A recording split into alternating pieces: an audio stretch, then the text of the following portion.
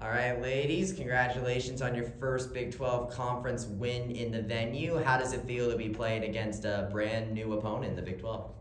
It feels good, honestly. Like, this is kind of the whole point of this season is we're playing new teams, we're playing better competition than we were in the American. That's what we've been fighting for all these years. To finally see someone new across the net is huge, especially at a higher caliber and what we're going to see the rest of the season. So to be able to win in our home gym against those opponents is huge. It's so much fun. Like, I get goosebumps. Yeah. Like, I know we said at the beginning of the game in the huddle, like, I kind of said, like, what's stopping us right now, like, from being at the top of the Big 12. So that was, like, a big thing that we focused on is, like, sure, we're, like, a small team coming in, but, like, we got big game and we can compete for sure. Yeah, big game, big goals. Indeed. So you ended up getting off to a rocketing start with that 6'11" hitting percentage in the first set. Just what was it like out there on the court? You kind of got that groove going in that first set. I just think everything was clicking. Like, we came in fired up, ready to go.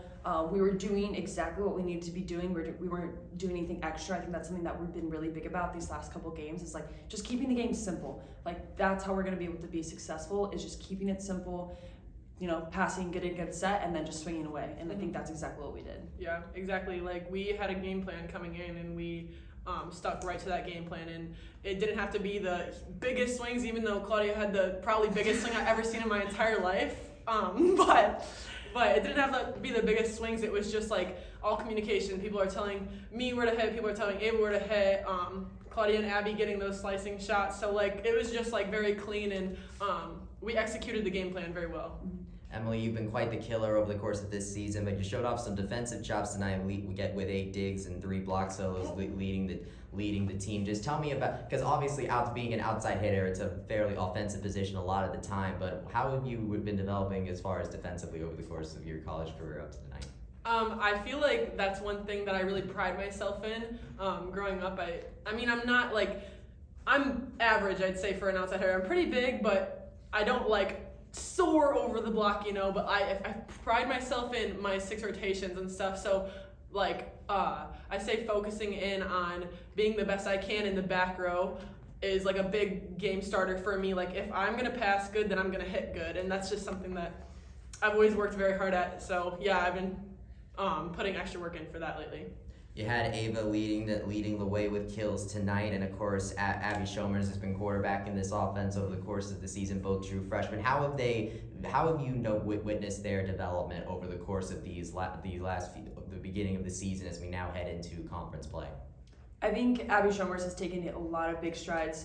Abby Shomers is technically a freshman, but since she redshirted last year, she had a lot of chance to grow, and I think none of us were worried coming into the season of having that like true kind of freshman starter from either Abby or Ava. We knew what they were capable of. They were able to come on the court, and they're leaders, they're directors, especially Abby Shomers with the setting capabilities of she's leading the court no matter how young she is. I think that's something that this team is huge on is I don't care if you're a senior, I don't care if you're a grad student, I don't care if you're a sophomore or freshman. Like, when they do their jobs and they do their jobs well, like, we're all equals at the end of the day, and we get our jobs done. So talk to me about that third set. Oklahoma was able to battle back, and it was getting pretty close there at the end. So just what was it like going through there, and what kind of managed to push you guys to get the sweep? So I feel like honestly those few balls that they had that got us like out of a groove for a little bit, I don't think any of us were really phased. Like, I feel like we had complete trust in each other. We'd call a timeout, we'd be like, a timeout, like, we got this. Like, so I had complete trust in this team and the whole entire time, and that we would be able to put it back away and stuff, and I don't think any team's going to be able to get us out of a groove that bad. So yeah, like Willie said, it's just that trust in one another of like, hey, like, it's, you know, it's just a couple balls. Like, yes, they are points at the end of the day, but it's like, hey, we just need to get back on the court and like just find our groove again. Like she said, no one can really take us out of it when we're riding that high, and it's just kind of finding that again and just like, going back to the simple game. So, talking to Coach, you guys haven't been away from the venue for 19 days, and in that time, a few new changes have cropped up in the venue, including that video board. She talked about how you guys were working on practice while the construction workers were working all around you. So, I just want to ask from you guys' perspective, what's that been like to witness the venue sort of transform as you go through this kind of transformational season, the first season of Big 12? I think it's so cool. I'm like, every day we like get a new addition. I like tell the team, I'm like, guys, we got it good here. Like, we're spoiled, so I'm really happy with what they're doing, and I feel like, I'm like, do I even deserve this right now? So, yeah, but the venue's turning out beautifully, and it's just adding to, like, the fan base and everything, so I love that. Yeah, it's enhancing the experience, like especially from our perspective and our fans' perspective. Just getting those features that I know I've been asking for since we got here, and like we have been able to get some of those things beforehand, like a new locker room. That was a huge deal for us last year. We got that, and being able to see all these changes of like those upgrades, like we are a team, we are a school that is going to be reckoned with, like going forward, and to kind of fit the part, I guess you could say, and look that same way is a huge part of that as well. Can you guys speak on the impact that Coach Franklin has had in her first season here? Mm-hmm. Yeah, I connect with Michaela really well. Last year she was at USF, and I think she's brought a lot of some of those ideas that we've seen across the net for so many years to our program, and we can be even more successful in it. She has a huge amount of insight, being a former head coach as well. So she kind of knows that part of it, as well as she's done a really good job being able to connect with us super well. I know I go to her on most of my middle needs, especially from an attacking point of view. I think she's great because she gets so energetic, especially like when Abby or I get a kills, like she gets super pumped up for us middles, like when we execute super well and what we've been working on in practice. So she just brings a lot of new insight along with the rest of our coaching staff this year. Yeah, I was gonna say, regardless like of like the stats and everything and like where we should hit, and she's amazing at that, but just like in general as a person, like she is just amazing. Also, like she gets so hyped up like all the time, like it's so great, and I have such a great connection with her, and I know the rest of the team does too, and just like a really good person and wants the best for us. Like she knows how we feel. She can see like if we're in a rut or anything, and she'll get us right back up. So yeah. And how excited are you guys, and how will you guys prepare to play ranked Big 12 conference teams like BYU and Texas? Oh, I've played BYU before at my last school, so this is going to be a really fun game for me. I have some unsettled business with them, so yeah, so I think it's going to be pretty cool. Like, we can definitely rise to the occasion, and this is what, like Claudia said, what we've been waiting for and expecting, so I don't think we're going to go into it scared at all. Like, we're fired up, we're ready.